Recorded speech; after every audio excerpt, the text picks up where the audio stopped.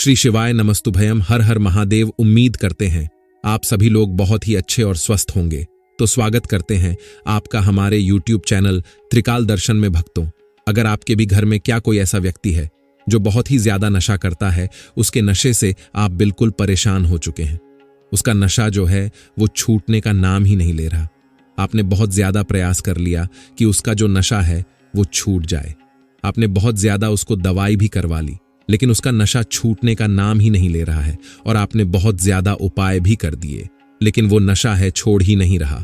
और अगर वो व्यक्ति नशा छोड़ना चाह भी रहा तो उसका जो नशा है वो छूट ही नहीं रहा।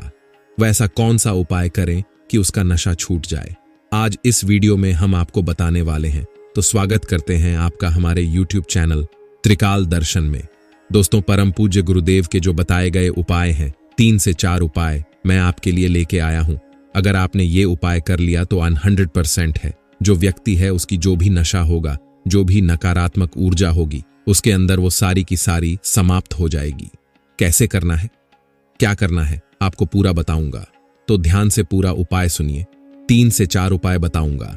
पूज्य गुरुदेव की कथा में जितने भी भक्तगण आते हैं और जितने पूज्य गुरुदेव को कथा आती है, जो उनके पत्र आते हैं, तो पत्रों में बहुत सारे लोग जो माताएं बहनें हैं वो लिख के भेजते हैं कि हमने ये उपाय किया और हमारे पति भाई भतीजा कोई भी है जो कि नशा करता है, उसका नशा बिल्कुल जड़ से समाप्त हो गया है। तो अगर आपके भी घर में कोई ऐसा व्यक्ति है जो नशा करता है, तो कौन सा उपाय करें कि उसका नशा है जल्द से जल्द छूट जाए।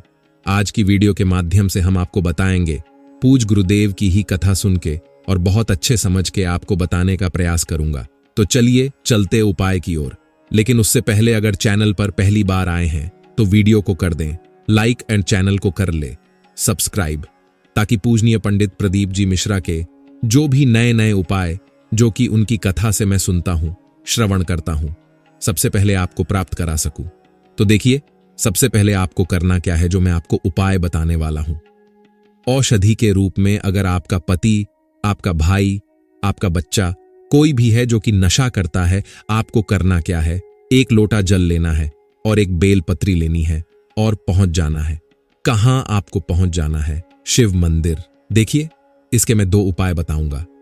बेलपत्र और लोट के एक नहीं, मैं आपको 2 उपाय बताने वाला हूं। तो दोनों उपाय आपको ध्यान से सुनना है। इसके बाद के उपाय मैं आपको बताऊंगा। आपको क्या करना है, आपको लेना है 1 लोटा जल और 1 बेलपत्र। अब देखिए, जो आप 1 लोटा जल लेके जाएंगे उसमें आपको ध्यान रखना है कि जो जल है वो आपके घर का होना चाहिए।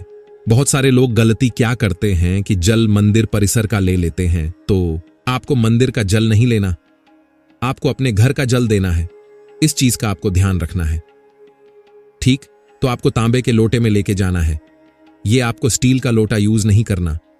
तांबे के लोटे में आपको लेके कहां पहुंच जाना है? आपको पहुंच जाना है लेके शिव मंदिर। शिव मंदिर पहुंच गए। उसके अलावा जो आप बेलपत्र ले रहे हैं, तो बेलपत्र जब लेंगे तो भी आपको ध्यान रखना है कि बेलपत्र का जो है कहीं से भी कटा फटा नहीं होना चाहिए, खंडित नहीं होना चाहिए। इस चीज का भी आपको ध्यान रखना है। बहुत सारे लोग एक चीज और गलती करते हैं, क्या कि जो बेलपत्र लेते हैं वो केवल 1 पत्ती का बेलपत्र मान लेते हैं। लेकिन आपको भी पता है, पूज्य गुरुदेव भी अपनी सब कथा में बताते हैं कि बेलपत्र वो 3 पत्तों वाली को ही माना जाता है। बेलपत्र आपको 1 पत्ती का बेलपत्र नहीं लेना, तो आपको केवल 1 पत्ती जो बेलपत्र है वो 1 लेना है, जो 3 पत्ती की होगी, अच्छी हरी होनी चाहिए, साबुत होनी चाहिए, और 1 लोटा जल लेके पहुंच जाना है। कहां आपको पहुंच जाना है? शिव मंदिर। अब देखिए कैसे औषधि बाबा कैसे बनाएंगे। सबसे पहले आपको इसको मैं 2 उपाय आपको बताऊंगा। सबसे पहले आपको क्या करना है, बेलपत्र रखना है शिवलिंग के ऊपर। सबसे पहले आपको खड़ा कहां में, इस चीज का भी आपको ध्यान कर लीजिए। बहुत सारे लोग गलत दिशा में खड़े हो जाते हैं। तो आपको सबसे पहले आपका जो चेहरा होगा वो उत्तर की तरफ होगा, और आप जहां खड़े होंगे आप दक्षिण में खड़े होंगे, और आपका जो चेहरा है वो उत्तर की तरफ देख रहा होगा। उत्तर किसको बोलेंगे? जिधर जलाधारी रहती है, जिस साइड जलाधारी से जल नीचे गिरता है, आपको उधर ही खड़ा होना है। ठीक उसके बाद आपको क्या करना है, जैसे आप खड़े हो गए, खड़े होने के बाद क्या करना है, आपको पहले बेलपत्र रखना है कहां? शिवलिंग के ऊपर, और फिर आपको उसके ऊपर से 1 लोटा जल अर्पित करना है। क्या नाम से लेके?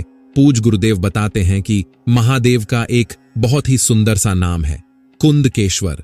महादेव कौन से? महादेव कुंदकेश्वर। तो आपको कुंदकेश्वर महादेव का आपको क्या करना है? कुंदकेश्वर महादेव का नाम लेके आपको जो जल है वो अर्पित करना है। शिवलिंग पे ध्यान रखिएगा, बेलपत्र होनी चाहिए। बेलपत्र के ऊपर ही आपको जल अर्पित करना है। वो धीरे धीरे धीरे करके नीचे गिरेगा। अब आपको क्या करना है? जैसे ही जल अर्पित करेंगे उसके बाद आपको बाबा से औषधि के रूप में, मतलब दवाई के रूप में आपको मांग देना है। ठीक। अब जब वो जल नीचे गिरेगा जलाधारी से, तो आपको किसी दूसरे पात्र, मतलब कोई भी कटोरी हो, गिलास हो, आपको भर लेना है और बाबा से आपने औषध मांग ही ली है। उसके बाद जो बेलपत्र है उसको वहां छोड़ना नहीं है।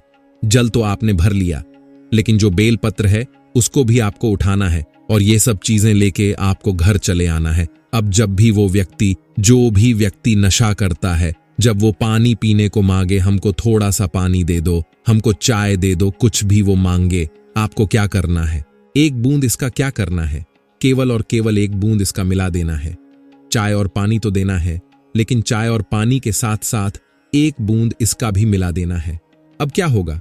अब वो धीरे धीरे औषधि पूज गुरुदेव कहते हैं कि अगर उस व्यक्ति ने मात्र 2 से 3 महीने तक ये लगातार पी लिया तो उसका जो नशा है वो छूटेगा ही, बस नहीं, जड़ से खत्म हो जाएगा और जिंदगी भर वो नशा को हाथ भी नहीं लगाएगा। अब नारियल में आपको करना कैसे है? ध्यान से सुनिए, बहुत ही सरलता से मैं आपको बताने का प्रयास करूंगा। आपको एक नारियल लेना है, लेकिन यह उपाय करवाना किससे है? यह उपाय आपको उसी व्यक्ति से कराना है जो कि आपके घर में नशा बहुत ज्यादा करता है। क्या कराना है, कैसे कराना है? ध्यान से सुनिए। सबसे जो पहला उपाय है, ये आपको एक लेना है नारियल। नारियल कैसी होनी चाहिए? कच्ची या पक्की नारियल? आपको पक्की नारियल चाहिए। बहुत सारे लोग गलती क्या करते हैं कि वो कच्ची नारियल ले लेते हैं, तो आपको कच्ची नारियल नहीं लेना। ठीक, आपको क्या लेना है? पकी नारियल लेना है, बिल्कुल साबुत नारियल लेना है। ठीक है, आपने नारियल ले ली। नारियल लेने के बाद आपको क्या करना है? जैसे आप नारियल लेंगे, साथ साथ आपको चाहिए एक सफेद कपड़ा। जैसे आप लोग पोटली मांगते हैं, मनोकामना मांगते हैं ना, बस सेम टू सेम आपको क्या चाहिए? एक सफेद कपड़ा। अब आपको क्या करना है कि जो नारियल आपने लिया है उसी सफेद कपड़े में आपको क्या कर लेना है? बांध लेना है, जैसे पोटली बांधते हैं ना। बस समझ गए होंगे आप। आपने बांध लिया। बांधने के बाद आपको क्या करना है? बांधने के बाद आपको पहुंच जाना है सीधा सीधा शिव मंदिर, उसी व्यक्ति को भेजना है। आप भी साथ में जा सकते हैं, लेकिन उपाय आपको उसी से कराना है। पहुंच गए। पहुंचने के बाद आपको क्या करना है? दक्षिण दिशा की ओर खड़े होना है, उत्तर की ओर अपना चेहरा करके।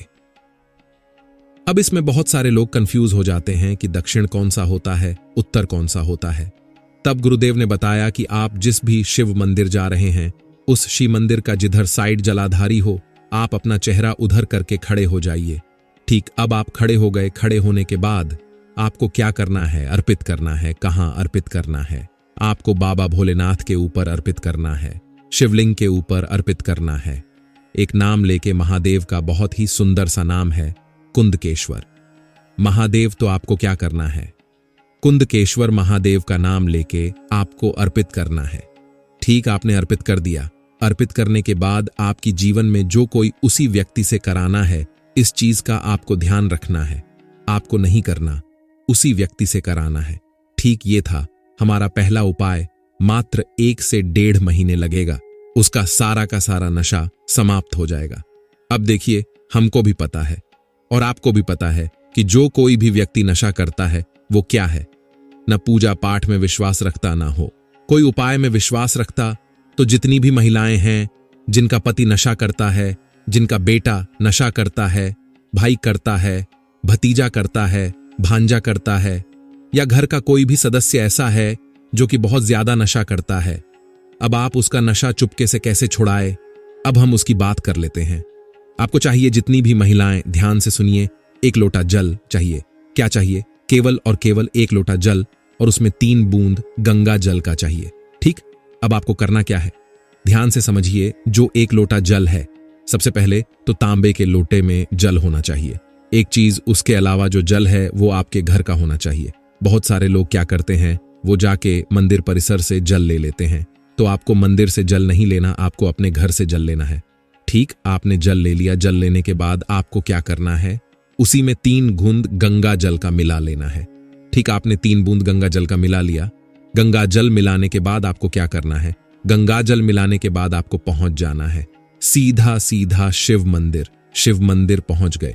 शिव मंदिर पहुंचने के बाद आपको क्या करना है, जैसे ही आप शिव मंदिर पहुंचेंगे, सबसे पहले आपको क्या करना है, फिर से उसी दिशा में खड़े होना है।